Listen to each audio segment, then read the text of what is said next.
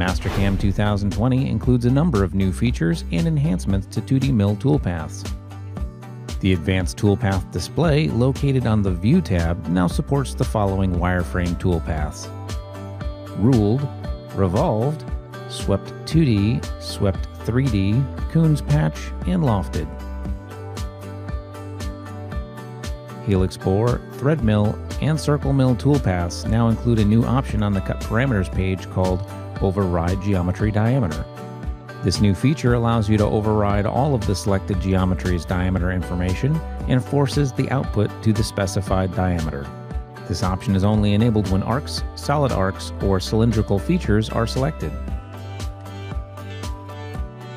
In previous versions of Mastercam, if you enabled spring passes on the multi-passes page and set an overlap on the lead in-out page, you would receive an error when attempting to generate the toolpath.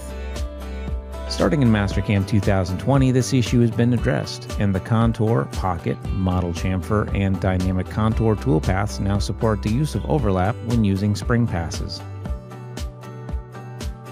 For more information on enhancements to mill for Mastercam 2020, be sure to visit whatsnew.mastercam.com.